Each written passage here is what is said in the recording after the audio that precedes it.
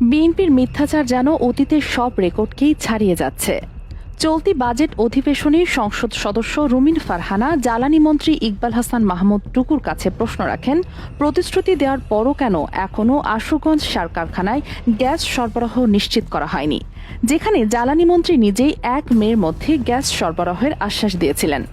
কিন্তু প্রশ্নের জবাব দিতে গিয়ে জ্বালানি মন্ত্রী যে বক্তব্য দিয়েছেন তা বিস্ময়কর। তিনি দাবি করেন, গত ১৭ বছরে দেশে নাকি কোনো গ্যাস অনুসন্ধান কূপ খননই করা হয়নি। গত ১৭ বছরে কোনোদিন ড্রিলিং করা হয় নাই, আমরা এই প্রথম এসে ড্রিলিং শুরু করেছি। অথচ বাস্তবতা সরকারি তথ্যপাত্য এবং দেশের জ্বালানি খাতের ইতিহাস সম্পূর্ণ ভিন্ন চিত্র তুলে ধরে। একজন দায়িত্বশীল মন্ত্রীর মুখে এমন নির্জলা অসত্য কেবল দুঃখজনকই নয়, বরং জাতির সঙ্গে প্রতারণার শামিল। জ্বালানি মন্ত্রীর বক্তব্যের সঙ্গে বাস্তবতার মিল কতটা, চলুন তথ্য দিয়ে বিষয়টা দেখি। ২০০৯ সাল থেকে ২০২৪ সালের জুলাই পর্যন্ত শেখ হাসিনার নেতৃত্বাধীন সরকার মোট ১৫৫টি কূপ খনন করেছে। এই সময়ে আবিষ্কৃত হয়েছে ৬টি নতুন গ্যাস ক্ষেত্র: সুন্দরপুর, শ্রীকাইল, রূপগঞ্জ, ভোলা নর্থ, জাকিগঞ্জ এবং ইলিশা। ২০০৯ সালে আওয়ামী লীগ যখন সরকার গঠন করে, তখন দেশে গ্যাস উৎপাদন ছিল মাত্র ১৭৪৪ MMCFD।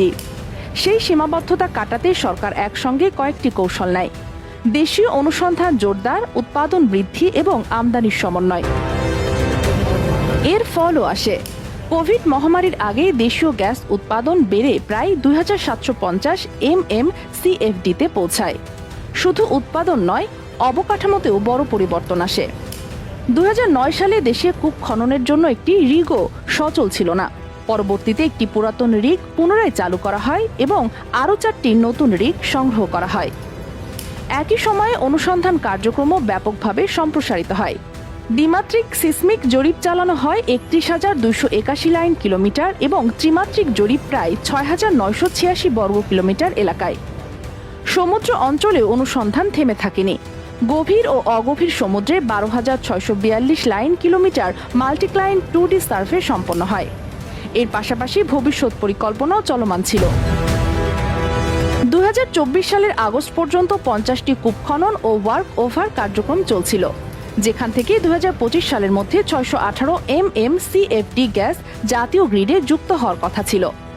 আরও বড় পরিকল্পনা ছিল ২০২৮ সালের মধ্যে ১০০টি কূপ খনন, ওয়ার্ক ওভার ও ডিপ ড্রিলিং এর মাধ্যমে প্রায় ৯৮৫ MMCFD গ্যাস যুক্ত করার লক্ষ্য। প্রথম ৫০টি কূপের অধিকাংশই খনন সম্পন্ন হয়েছিল এবং সেখান থেকে গ্যাস জাতীয় গ্রিডে যুক্ত হয়েছে। কিন্তু পরবর্তী প্রকল্পগুলো বাতিল করে দেওয়া হয় ইউনূস সরকারের সময়ে। পেট্রোবাংলার অধীনে এই বিশাল কর্মযজ্ঞই বলে দেয় জ্বালানি খাতে স্বনির্ভরতা অর্জনে কতটা পরিকল্পিতভাবে কাজ করা হয়েছিল শেখ হাসিনা সরকারের সময়। অন্যদিকে ইকবাল মাহমুদ টুকু নিজেই ২০০১ থেকে ২০০৬ সাল পর্যন্ত একই মন্ত্রণালয়ের প্রতিমন্ত্রী ছিলেন। সেই সময় তার ব্যর্থতার কারণে তাকে পদত্যাগ করতে হয়েছিল এবং সেই সময়ের সবচেয়ে আলোচিত ঘটনাগুলোর একটি নাইকো চুক্তি। এই চুক্তির মাধ্যমে দুর্নীতির অভিযোগে দেশকে $১ বিলিয়ন বেশি ক্ষতির মুখে ফেলা হয়, যা আন্তর্জাতিক সালিসি আদালতের রায়েও উঠে এসেছে। এমন একটি অতীত ইতিহাস থাকা সত্ত্বেও আজ সংসদে দাঁড়িয়ে গ্যাস অনুসন্ধান নিয়ে সম্পূর্ণ ভিন্ন দাবি তোলা, তা কি কেবল রাজনৈতিক বক্তব্য নাকি সচেতনভাবে তথ্য বিকৃতি? প্রশ্নটা এখন সবার মনে।